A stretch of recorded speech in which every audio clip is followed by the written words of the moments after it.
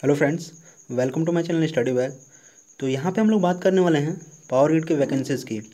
तो जितने भी सारे वैकेंसीज़ आए हैं उनको कॉम्बाइंड हम लोग यहाँ पे बात करेंगे कि कहाँ पे कितनी वैकेंसीज़ हैं, एज क्राइटेरिया क्या क्या है और सिलेक्शन प्रोसीजर क्या होने वाला है, सिलेबस क्या क्या है। तो इन सब के बारे में यहाँ पर बातचीत करेंगे, सारे पावर ग्रिड की जिस भी रीजन से वैकेंसीज़ आई हैं।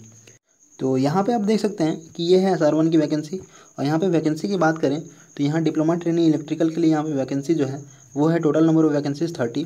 UR के लिए 12 है, OBC के लिए 8 है, SC के लिए 5 है, ST के लिए 2, EWS के लिए 3 और PWD के लिए भी वैकेंसी है, उसके लिए 2 वैकेंसी और एक्स सर्विसमैन के लिए 4 वैकेंसी है। तो इतने सारे वैकेंसीज हैं यहाँ पे। तो यहाँ पे अगर हम लोग क्वालिफिकेशन की बात करें तो क्वालिफिकेशन जो चाहिए वो चाहिए यहाँ पे फुल टाइम 3 इयर्स डिप्लोमा होना चाहिए इलेक्ट्रिकल में, इलेक्ट्रिकल पावर में, इलेक्ट्रिकल एंड इलेक्ट्रॉनिक्स में, पावर सिस्टम इंजीनियरिंग में, पावर इंजीनियरिंग इलेक्ट्रिकल में। तो ये सारे क्वालिफिकेशन है, एडिशनल क्वालिफिकेशन। तो यहाँ एज लिमिट आप देख सकते हैं 27 साल जनरल के लिए है, 30 साल OBC के लिए है नॉन क्रिमिनल ईयर वाले, और 32 साल जो है वो SC और ST के लिए है।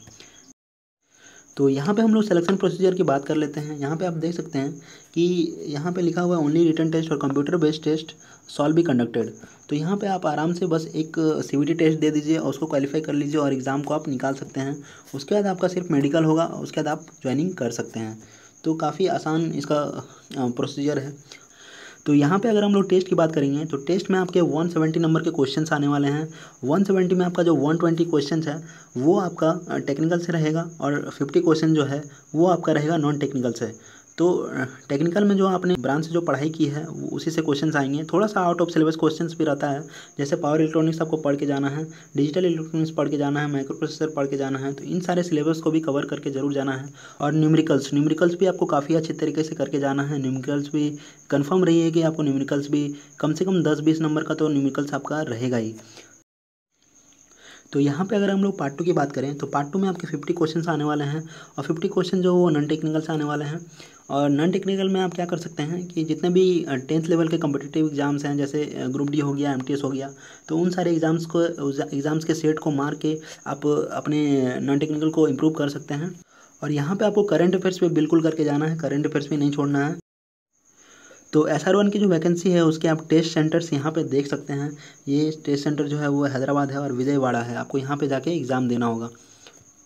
तो यहाँ पे आप देख सकते हैं कि स्टाइपेंड जो है वो आपको 27,500 पर मंथ स्टाइपेंड मिलेगा, आपका 1 साल का ट्रेनिंग रहेगा।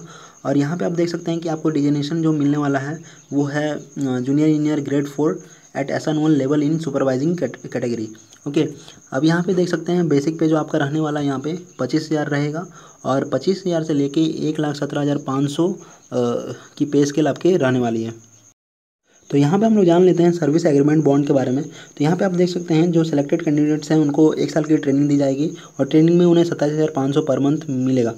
अब यहाँ पे देख सकते हैं कि अगर आप ट्रेनिंग कंप्लीट कर लेते हैं तो उसके बाद आपको जो ऑर्गेनाइजेशन है उसको लास्ट 3 ईयर तक आपको सर्व करना बहुत ज़्यादा ज़रूरी है। अगर आप सर्व नहीं करते हैं तो आपको सर्विस एग्रीमेंट बॉन्ड के अनुसार आपको यहाँ पे 2,50,000 रुपये आपको पे करना पड़ेगा OBC के लिए और जनरल के लिए। अगर आप SC ST हैं तो वहाँ पे आपको 1,25,000 रुपये पे करना पड़ेगा, आप अगर छोड़ते हैं सर्विस को। तो यहाँ पे आप देख सकते हैं कि अगर आप इंटरेस्टेड हैं अप्लाई करने के लिए तो यहाँ पे कैसे अप्लाई करेंगे। तो यहाँ पे देख सकते हैं कि आप इस वेबसाइट पे जाइए www.powergrid.in।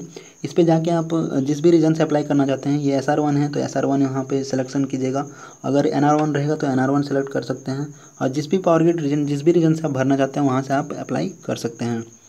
तो यहाँ पे जो आपकी एप्लीकेशन फ़ी आने वाली है वो रहेगी आपकी 300 जो रहेगी वो जनरल OBC और EWS के लिए रहेगी। और यहाँ पे जो SC ST है और PWD और जो डिपार्टमेंटल कैंडिडेट्स हैं उनको यहाँ पे फ़ी पे नहीं करना है। तो यहाँ पे चलिए हम लोग जान लेते हैं पेमेंट ऑफ एप्लीकेशन फ़ी किस तरह से करना है। तो एप्लीकेशन फ़ी का पेमेंट करने के लिए आपको सबसे पहले रजिस्ट्रेशन करना होगा। रजिस्ट्रेशन करने के बाद आपको एक ईमेल प्रोवाइड किया जाएगा। ईमेल में आपको लॉगिन आईडी और पासवर्ड मिलेगा। तो उस लॉगिन आईडी और पासवर्ड से आपको क्या करना है, लॉगिन कर लेना है अपने कॉन्सर्न एडवर्टाइजमेंट के लिए, लॉगिन कर लेना है कैंडिडेट लॉगिन लिंक में।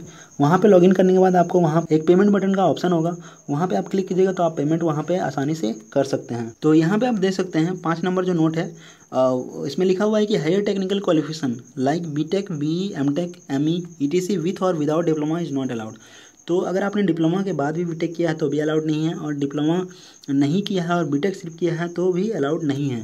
तो ये एक बेनिफिट है डिप्लोमा के। तो जैसा कि आप यहाँ पे देख सकते हैं, डेट ऑफ रिटन टेस्ट जो है हमारा वो 22/8/2021 है, और जितने भी रीजन से वैकेंसीज आई हैं, चाहे वो SR1 हो, SR2 हो, चाहे NR1 हो, सारे के डेट्स जो हैं वो सेम है।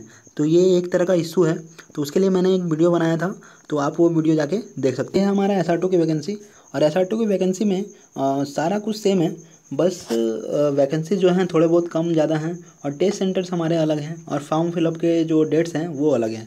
बाकी सारा कुछ जो भी है हमारा सब कुछ सेम है। तो चलिए हम लोग जो भी डिफरेंट है वो हम लोग देख लेते हैं यहाँ पे। तो यहाँ पे जो SR2 की वैकेंसी है, यहाँ पे हम लोग चलिए देख लेते हैं कितनी वैकेंसी हैं। तो टोटल नंबर ऑफ पोस्ट जो हैं वो हैं 35। SR2 की वैकेंसी में टेस्ट सेंटर जो हमारा वो होगा बेंगलोर, चेन्नई, मदुरई, कोच्चि, यहाँ पे जाके आपको एग्ज़ाम देना है। तो यहाँ पे आप देख सकते हैं कि इसके जो ओपनिंग डेट है वो है 9/6/2021 फॉर्म फिलअप की, और क्लोजिंग डेट जो है वो 29/6/2021 है। NR3 की वैकेंसी की बात करें तो यहाँ पे है, इसकी वैकेंसी जो है टोटल नंबर ऑफ पोस्ट वो है 15। और यहाँ पे अगर टेस्ट सेंटर्स की बात करें तो टेस्ट सेंटर जो हमारा रहेगा वो रहेगा लखनऊ, यहाँ पे लखनऊ, आगरा, इलाहाबाद, ग्रेटर नोएडा, कानपुर, बरेली। तो ये सारे टेस्ट सेंटर्स रहने वाले हैं। तो NR3 की जो फॉर्म फिलअप की डेट है वो है 18/6/2021 से लेकर 8/7/2021 तक। NR1 की वैकेंसी की अगर बात करें तो यहाँ पे आप देख सकते हैं वैकेंसी जो यहाँ पे टोटल वैकेंसीज हैं 30, ठीक है। इसका जो टेस्ट सेंटर रहने वाला है वो रहेगा दिल्ली, जयपुर, राजस्थान, देहरादून, उत्तराखंड। इसकी जो फॉर्म फिलअप की डेट थी वो थी 24/5/2021 से लेकर 15/6/2021 तक। तो यहाँ पे हम लोग बात करेंगे NR2 की वैकेंसी की। तो NR2 की जो वैकेंसी है वो है यहाँ पे टोटल नंबर ऑफ पोस्ट है यहाँ पे 23।